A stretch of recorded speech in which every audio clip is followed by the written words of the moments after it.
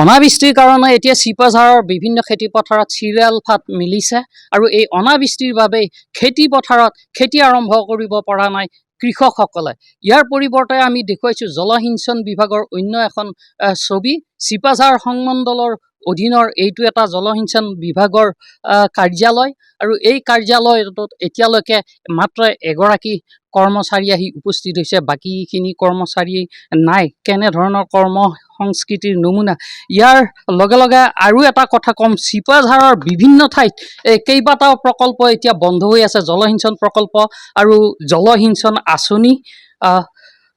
কোটি কোটি টকা খৰচ কৰা হৈছে জলসিঞ্চনৰ নামত, কিন্তু তথাপিও খেতি পথাৰত পানী নাপায় কৃষকসকলে। আৰু এনেদৰেই চলিছে জলসিঞ্চন বিভাগ, চৰকাৰী বিভাগটো।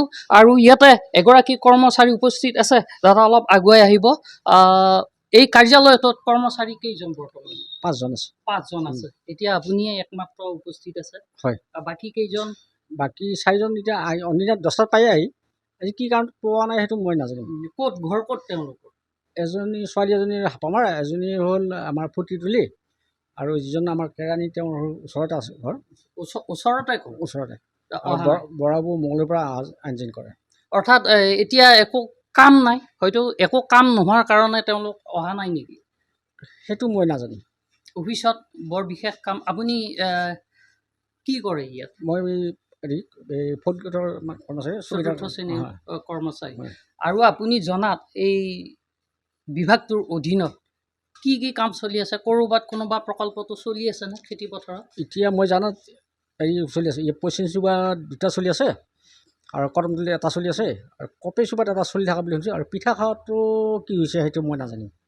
সেইটো গম পোৱা নাই? সেইটো গম পোৱা নাই। নিশ্চয় ইয়াৰ লগে লগে আমি দেখুৱাম এই অফিচটো, এই কাৰ্যালয়টো এনেদৰে চকী টেবুল বৰ্তমান উদং।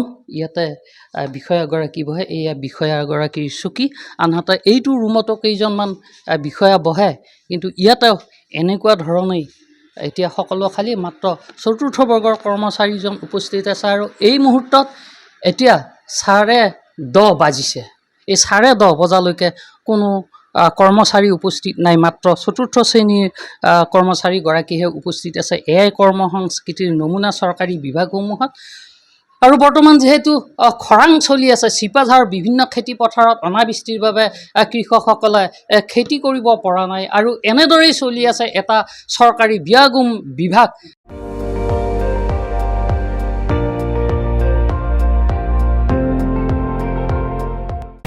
আপুনি চাই আছে ND24, সৰ্বশ্ৰেষ্ঠ নহয়, সৰ্বোত্তমৰ দৌৰ।